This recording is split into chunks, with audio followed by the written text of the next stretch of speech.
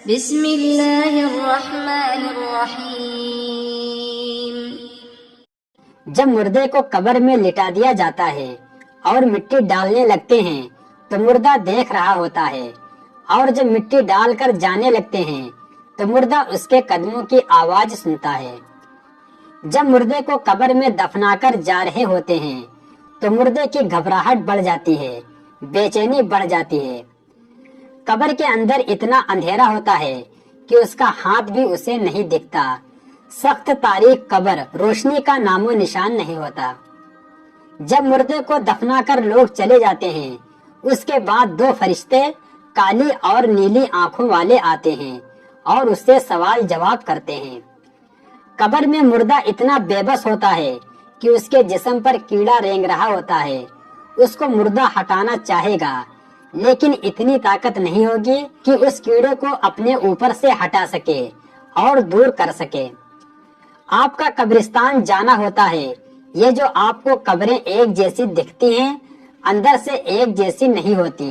کسی قبر میں اللہ کا عذاب ہو رہا ہوتا ہے اور کسی قبر میں مردہ جنت کے مزے لے رہا ہوتا ہے۔ کسی کو قبر ایسے دبا رہی ہوتی ہے جیسے ماں گود میں بچے کو رکھ کر دباتی ہے، اور کسی کو قبر ایسے دباتی ہے اس کی دائیں پسلی بائیں پسلی میں گھس جاتی ہے اور بائیں پسلی دائیں پسلی میں گھس جاتی ہے۔ بے نمازی کو قبر ایسے دباتی ہے کہ اس کی پسلیاں ٹوٹ پھوٹ کر ایک دوسرے میں پیوست ہو جاتی ہے۔ کسی نے قبر کو چکنا چور کر دیا ہوتا ہے۔ کسی کی قبر میں جہنم کی کھڑکی کھلی ہوتی ہے، کسی کی قبر میں جہنم کی آگ بھڑک رہی ہوتی ہے۔ قبر میں ایک اندھا سانپ ہے، جب مردے کو وہ ڈنک مارے گا تو وہ 70 ہاتھ زمین میں دھنس جائے گا۔ قبر دو طرح کی ہوتی ہے، یا تو جنت کے باغ میں سے ایک باغ ہوتی ہے یا دوزخ کے گڑھوں میں سے ایک گڑھا۔ قبر میں 3 سوال ہوں گے۔ فرشتے پوچھیں گے تمہارا رب کون ہے؟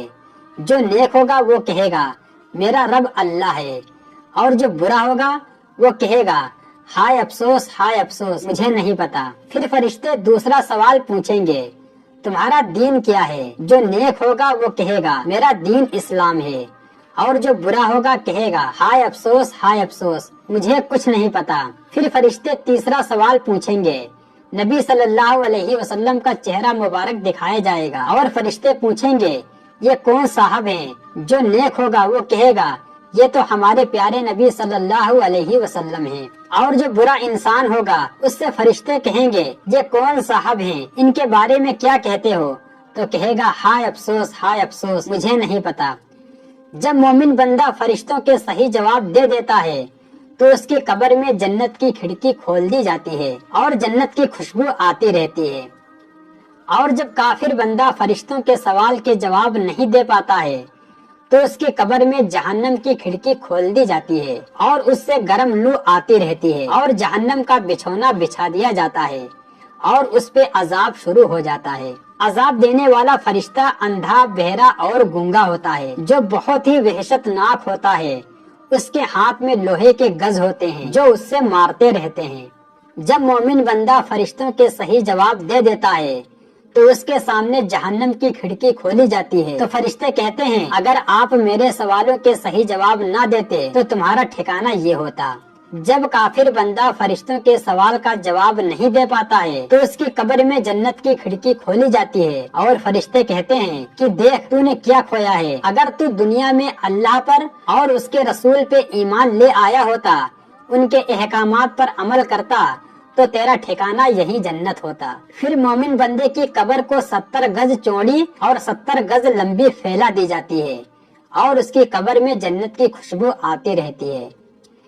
اور کافر بندے کی قبر کو تنگ کر دیا جاتا ہے تو اس سے اس کی پسلیاں ادھر کی ادھر ایک دوسرے میں گھس جاتی ہیں اور اس کی قبر میں جہنم کی آگ کی گرم گرم لو آتی رہتی ہے۔ جب مومن بندے کی قبر کو 70 گز چوڑی اور لمبی کر دی جاتی ہے اور جنت کی خوشبو آتی رہتی ہے اور وہ کامیاب ہو جاتا ہے تو وہ فرشتوں سے کہتا ہے کہ مجھے جانے دو، میں اپنا حال اپنے گھر والوں کو بتا کے آؤں کہ میں کامیاب ہو گیا ہوں۔ تو فرشتے کہتے ہیں نہیں، اس کی اجازت نہیں، آپ آرام سے سو جائیں، اب آپ کو آپ کا محبوب آ کر جگائیں گے۔ وہ آرام سے سو جاتا ہے اور برے بندے کا بہت برا حال ہوگا۔ اس کی قبر میں اس کے نیچے جہنم کا آگ کا بچھونا بچھا دیا جائے گا اور عذاب دینے والے فرشتے آئیں گے، اس کی قبر میں سانپ بچھو مسلط کر دیے جائیں گے جو اس کو ڈستے رہیں گے۔ عذاب دینے والے فرشتوں کے پاس لوہے کے گز ہوں گے جو اس سے اس کو مارتے ہوں گے۔ وہ گز اتنے وزنی ہوں گے کہ سارے جن اور سارے انسان مل کر اٹھائیں تو اسے نہیں اٹھا سکیں گے، اور اگر اس گز کو کسی پہاڑ پر مار دیا جائے تو پہاڑ ریزہ ریزہ ہو جائے، پہاڑ مٹی بن جائے۔ جب وہ گز فرشتے برے بندے کو ماریں گے تو وہ 70 گز زمین میں دھنس جائے گا، فرشتے اسے نکالیں گے پھر ماریں گے، ایسے ہی قیامت تک چلتا رہے گا۔ ایک فرشتے کے ہاتھ میں بہت بڑا وزنی پتھر ہوگا، وہ اسے ماریں گے تو اس کا چہرہ چٹنی بن جائے گا اور پتھر دور جا کر گرے گا۔ فرشتے اس پتھر کو اٹھانے جائیں گے، تب تک اس کا چہرہ پھر صحیح سالم ہو جائے گا، پھر ماریں گے پتھر، ایسا ہی قیامت تک چلتا رہے گا۔ سانپ بچھو الگ ڈس رہے ہوں گے، بہت برا منظر ہوگا۔ حضرت ابو سعید خدری رضی اللہ تعالی عنہ سے روایت ہے کہ نبی کریم صلی اللہ علیہ وسلم نے فرمایا، قبر میں کافر پر ضرور 99 اژدہے مسلط کر دیے جائیں گے جو قیامت تک اس کو ڈستے رہتے ہیں۔ ان کے زہر کا عالم یہ ہے، ان میں سے ایک بھی زمین پر پھونک مار دے تو زمین بالکل سبزی نہ اگائے۔ حضرت ابن عباس رضی اللہ تعالی عنہ سے مروی ہے کہ نبی کریم صلی اللہ علیہ وسلم کا 2 قبروں پر سے گزر ہوا تو آپ نے ارشاد فرمایا، ان کو عذاب ہو رہا ہے اور کسی بڑے گناہ کے سبب نہیں ہو رہا بلکہ ایسے معمولی باتوں پر جن سے وہ بچ سکتا تھا۔ پھر آپ نے دونوں کے گناہوں کی تفصیل بتائی کہ ان دونوں میں سے ایک تو پیشاب کرتے میں پردہ نہیں کرتا تھا، ایک روایت میں ہے کہ پیشاب کی چھینٹوں سے نہیں بچتا تھا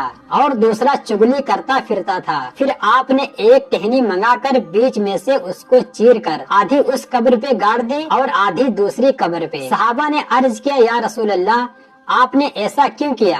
آپ نے ارشاد فرمایا کہ شاید ان دونوں کا عذاب ان کے سوکھنے تک ہلکا کر دیا جائے۔ جب میت کو قبر میں رکھا جاتا ہے تو قبر کہتی ہے، اے انسان، تجھ پر افسوس ہے، تجھے میرے بارے میں کس چیز نے دھوکے میں ڈالا تھا؟ کیا تجھے معلوم نہیں تھا کہ میں آزمائشوں، تاریکیوں، تنہائیوں اور کیڑے مکوڑے کا گھر ہوں؟ جب تو مجھ پر سے آگے پیچھے قدم رکھتا اور گزرا کرتا تھا تو تجھے کون سا غرور گھیرے ہوتا تھا؟ اگر میت نیک ہوتی ہے تو کوئی جواب دینے والا قبر کو جواب دیتا ہے، کیا تجھے معلوم نہیں ہے یہ شخص نیکیوں کا حکم دیتا تھا اور برائیوں سے روکا کرتا تھا؟ تو قبر کہتی ہے، تب تو میں اس کے لیے سبزے میں تبدیل ہو جاؤں گی، اس کا جسم نورانی بن جائے گا اور اس کی روح اللہ پاک کے قرب رحمت میں جائے گی۔ حضرت کعب رضی اللہ تعالی عنہ سے مروی ہے کہ جب نیک آدمی کو قبر میں رکھا جاتا ہے تو اس کے اچھے اعمال، نماز، روزہ، حج، جہاد، صدقہ وغیرہ اس کے پاس جمع ہو جاتے ہیں۔ جب عذاب کے فرشتے ان کے پیروں کی طرف سے آتے ہیں تو نماز کہتی ہے، اس سے دور رہو، تمہارا یہاں کوئی کام نہیں۔ یہ ان پیروں پر کھڑا ہو کر اللہ پاک کی لمبی لمبی عبادت کرتا تھا۔ پھر وہ فرشتے سر کی طرف سے آتے ہیں تو روزہ کہتا ہے، تمہارے لیے اس طرف کوئی راستہ نہیں ہے، کیونکہ دنیا میں اللہ کی خوشنودی کے لیے اس نے بہت روزے رکھے اور طویل بھوک پیاس برداشت کی۔ فرشتے اس کے جسم کے دوسرے حصوں کی طرف سے آتے ہیں تو حج اور جہاد کہتے ہیں کہ ہٹ جاؤ، اس نے اپنے جسم کو دکھ میں ڈال کر اللہ تعالیٰ کی رضا کے لیے حج اور جہاد کیا تھا، لہٰذا تمہارے لیے یہاں کوئی جگہ نہیں ہے۔ پھر وہ فرشتے ہاتھوں کی طرف سے آتے ہیں تو صدقہ کہتا ہے، میرے دوست کے پاس سے ہٹ جاؤ، ان ہاتھوں سے کتنے صدقات نکلے ہیں جو محض اللہ کی رضا کے لیے دیے گئے، اور ان ہاتھوں سے نکل کر وہ بارگاہ الہی میں مقبولیت کے درجے میں فائز ہوئے، لہٰذا یہاں تمہارا کوئی کام نہیں ہے۔ پھر اس میت کو کہا جاتا ہے کہ تیری زندگی اور موت دونوں بہترین ہیں، اور رحمت کے فرشتے اس کی قبر میں جنت کا فرش بچھاتے ہیں، اس کے لیے جنتی لباس لاتے ہیں، حد نگاہ تک اس کی قبر کو پھیلا دیا جاتا ہے، اور جنت کی ایک قندیل اس کی قبر میں روشن کر دی جاتی ہے، جس سے وہ قیامت کے دن تک روشنی حاصل کرتا رہے گا۔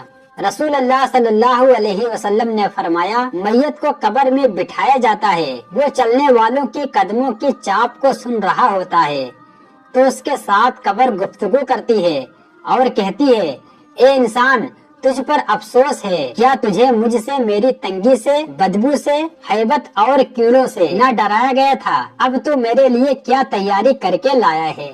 حضرت محمد بن علی رضی اللہ تعالی عنہ سے مروی ہے کہ ہر مرنے والے پر موت کے وقت اس کے اچھے اور برے اعمال پیش کیے جاتے ہیں۔ وہ نیکیوں کی طرف ٹکٹکی باندھے ہوئے دیکھتا ہے اور گناہوں کے دیکھنے سے آنکھیں چراتا ہے۔